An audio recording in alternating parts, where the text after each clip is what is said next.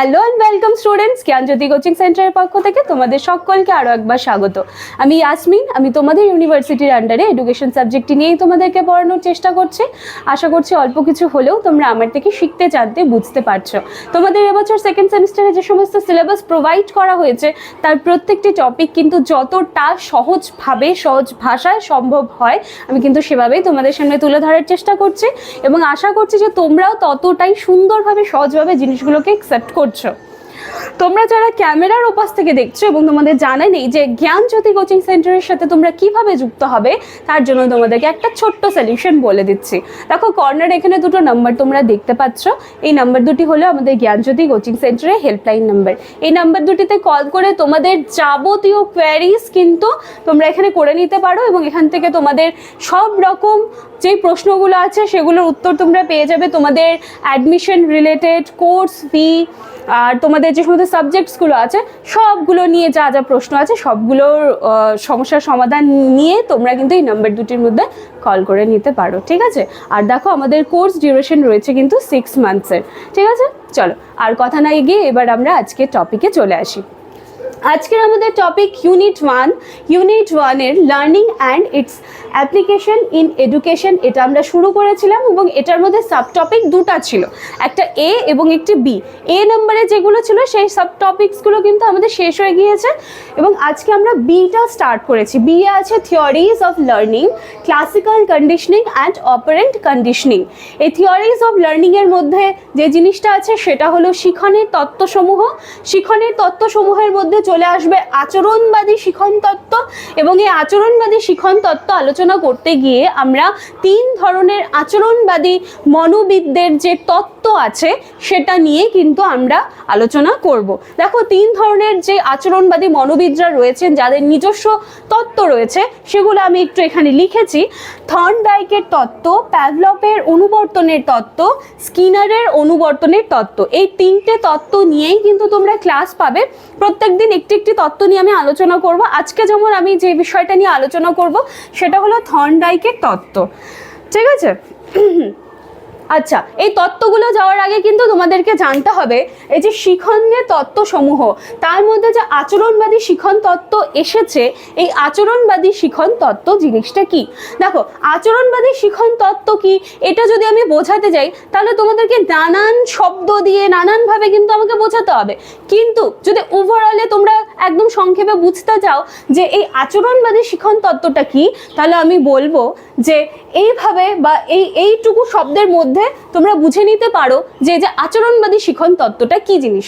দেখো এখানে আমি একটু লিখেছি যে অর্জিত অভিজ্ঞতার প্রেক্ষিতে আচরণের স্থায়ী পরিবর্তন। তার মানে তুমি যেই অভিজ্ঞতাটাকে অর্জন করছো সেটার উপর বেস করে তোমার আচরণের যে চেঞ্জেসগুলো আসছে সেটাই কিন্তু আচরণবাদী শিখন তত্ত্ব, ঠিক আছে? এক কথায় তুমি যদি বলতে চাও তাহলে তুমি এভাবেও বলতে পারো। এছাড়াও প্রাণী যে অভিজ্ঞতাগুলো অর্জন করে সেটা কিন্তু উদ্দীপনার প্রেক্ষিতে সাড়া দিয়েই সেগুলো অর্জন করে এবং সে যে অভিজ্ঞতাগুলিকে অর্জন করছে সেগুলিকে কাজে লাগিয়ে কিন্তু সে আরও নিত্য নতুন বিষয় আয়ত্ত করে, ঠিক আছে? তো এই হচ্ছে আমাদের আচরণবাদী শিখন তত্ত্ব। এবার এই যে আচরণবাদী শিখন তত্ত্ব যে রয়েছে, এবার বিভিন্ন আচরণবাদী মনোবিদগণ যারা রয়েছেন তারা কিন্তু তাদের প্রবর্তিত আচরণগত শিখন তত্ত্বের সমূহের মাধ্যমে কিভাবে আমরা শিখনটাকে লাভ করি বা জানতে পারি তারা কিন্তু নিজেদের আলাদা আলাদা মতামত পোষণ করেছেন। তো সেই হিসাবে এখানে আমরা 3 জন আচরণবাদী মনোবিদদের নিয়েছি। থর্নডাইকের তত্ত্ব, প্যাভলভের অনুবর্তনের তত্ত্ব এবং স্কিনারের অনুবর্তনের তত্ত্ব। এই 3টে তত্ত্ব নিয়ে আজকে আমরা আলোচনা করব। আজকে সর্বপ্রথম আলোচনার বিষয় থাকছে আমাদের থর্নডাইকের তত্ত্ব। দেখো থর্নডাইকের তত্ত্ব কি বা সংজ্ঞায় ডাইরেক্ট যাওয়ার আগে আমি যদি তোমাদের একটুখানি উদাহরণ দিয়ে শুরু করি তাহলে হয়তো শেষে গিয়ে দেখবে যে সংজ্ঞাটা এত জটিল মনে হচ্ছে না, ঠিক আছে? তাহলে থর্নডাইকের তত্ত্ব দিতে গিয়ে প্রথমেই আমি একটু একটা উদাহরণের মাধ্যমে শুরু করি বা একটা পরীক্ষার মাধ্যমে তোমাদের মাধ্যমে আলোচনা করছি এবং এই পরীক্ষাটা যেটা আছে, যেটা থর্নডাইকের তত্ত্বের যেটা পরীক্ষা আছে সেটা কিন্তু কম বেশি আমাদের সকলেরই জানা, তবু আমি একটুখানি আলোচনা করিয়ে দিচ্ছি, ঠিক আছে? দেখো থর্নডাইকের যে তত্ত্ব ছিল সেখানে কি বলা হয়েছিল, যে একটা বিড়াল ছিল এবং সেই বিড়ালটাকে একটা খাঁচা বন্দি করা হয়েছিল, এবং সেই খাঁচা বন্দি যে বিড়ালটা ছিল সেই বিড়ালের খাবারটা কিন্তু সেই খাঁচার বাইরেই রাখা ছিল, মানে এতটা দূরত্বে রাখা ছিল যে সেই বিড়ালটা খাঁচার মধ্যে থেকে যেন সেই খাবারটাকে দেখতে পায়, ঠিক আছে? এবার সেই বিড়ালটা সেই খাবারটির জন্য প্রথম দিনে ভীষণভাবে ছটপট করবে, উদ্দেশ্যহীনভাবে সেই খাঁচার মধ্যে ছোটাছুটি করবে, করতে করতে আচ্ছা আমি এই জায়গাটা একটু মিস্টেক করলাম, যে দেখো সেই বিড়ালটাকে যে খাঁচার মধ্যে রাখা হয়েছিল সেখানে কিন্তু একটা ছিটকিনিও লাগানো ছিল, কিন্তু সেই ছিটকিনিটা ভীষণ আলগাভাবে লাগানো ছিল যাতে একটু চাপ পড়লেই যেন ছিটকিনিটা খুলে যায়। হ্যাঁ, এই পরিস্থিতিতে কিন্তু বিড়ালটাকে সেই খাঁচাটির মধ্যে রাখা হয়েছিল। এরপরে বেড়ালটা কি করছে, সেই খাঁচার মধ্যে থেকে সে কিন্তু বাইরে রাখা খাবারটাকে দেখছে, যেটাকে সে দেখতে পাচ্ছে।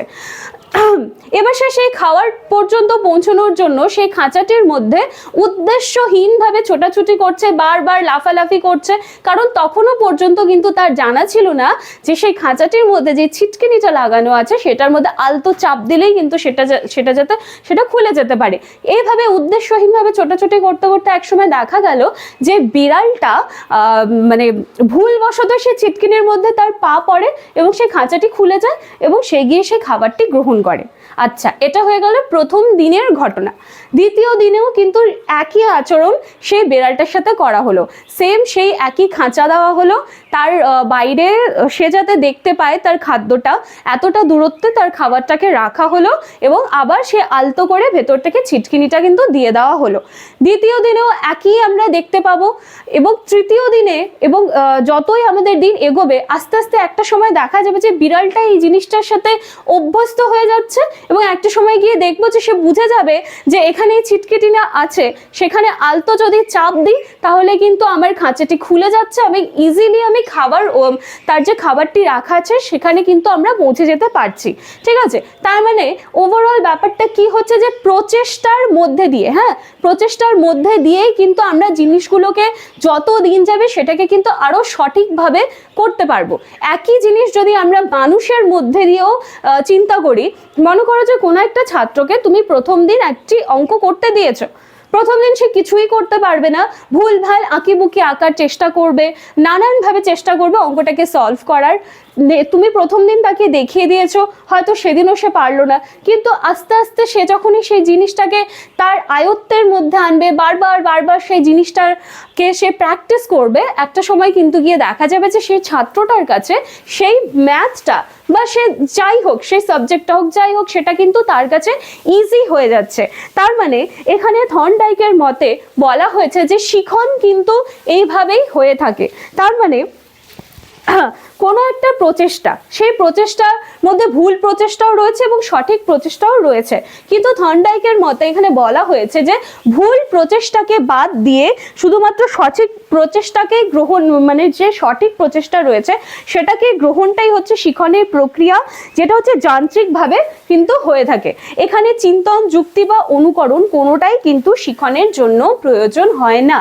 তাহলে এই ছিল হচ্ছে আমাদের থর্নডাইকের শিখনের তত্ত্ব, ঠিক আছে? উদাহরণ দিয়ে দিলে তোমরা ব্যাপারটি আরো ভালোভাবে বুঝতে পারবে। এইবারে আমি বইয়ের ভাষায় যে সংজ্ঞাটা আছে সেটা নিয়ে আসি। এবার যখন আমি সংজ্ঞাটা বলবো দেখবে যে উদাহরণের সাথে কিন্তু সংজ্ঞাটা মিলে যাচ্ছে এবং তোমাদের বুঝতেও কিন্তু অসুবিধে আর কোনো থাকছে না। দেখো থর্নডাইকের যে তত্ত্ব আছে সেখানে বলা হয়েছে যে শিখন হচ্ছে উদ্দীপক এবং প্রতিক্রিয়া। দেখো আমি এখানে লিখেছি উদ্দীপক এবং প্রতিক্রিয়ার মধ্যে কিন্তু সংযোগ স্থাপনের কাজ করে। কে কাজ করছে? উদ্দীপক এবং প্রতিক্রিয়ার মধ্যে সংযোগ স্থাপনের শিখনটা কাজ করছে। অর্থাৎ শিখনের ফলে নির্দিষ্ট উদ্দীপকের সঙ্গে এক একটা নির্দিষ্ট প্রতিক্রিয়ার সম্পর্ক কিন্তু স্থাপিত হয়। এই যে সংযোগ স্থাপন হচ্ছে, এই সংযোগ স্থাপনের ফলস্বরূপ কিন্তু ওই উদ্দীপকের উপস্থাপনের নির্দিষ্ট প্রতিক্রিয়ার সম্ভাবনা বৃদ্ধি পাচ্ছে, ঠিক আছে? এই হলো হচ্ছে আজকে আমাদের থর্নডাইকের তত্ত্ব কি, সংজ্ঞাটা কি ছিল এবং থর্নডাইকের তত্ত্বের যে পরীক্ষাটা আছে সেটা কিন্তু আমি আজকে আলোচনা করিয়ে দিলাম। এবার পরবর্তী ক্লাসে তোমরা আরেকজন আচরণবাদী মনোবিদের তত্ত্বের আলোচনা পেয়ে যাবে, সেটা হচ্ছে প্যাভলভের অনুবর্তনের তত্ত্ব। আজকে আমরা ইউনিট 1-এর ইউনিট 1-এর বি নাম্বার যেটা আছে সেই সাব টপিকটা কিন্তু আলোচনা করলাম, থিওরিজ অফ লার্নিং। আজকে কিন্তু এই টপিকের উপর ফার্স্ট ক্লাস, সেজন্য আজকের ভিডিওটা ভালো করে দেখবে, কারণ আস্তে আস্তে যখন এই ক্লাসটা এগোবে তখন কিন্তু দেখবে যে জিনিসগুলো আরো তালগোল পাকিয়ে যাচ্ছে। যেন শুরুর দিন থেকে ক্লাসটাকে ফলো করবে, দেখবে ইজি হয়ে যাচ্ছে সবকিছু। চলো আজকের ক্লাস এইটুকুই থাকছে। ভালো লাগলে লাইক, কমেন্ট, শেয়ার, সাবস্ক্রাইবের আশা রাখলাম। দেখা হচ্ছে নেক্সট দিন, দেখা হচ্ছে আরেকটি শিখন তত্ত্ব নিয়ে। চলো, থ্যাংক ইউ।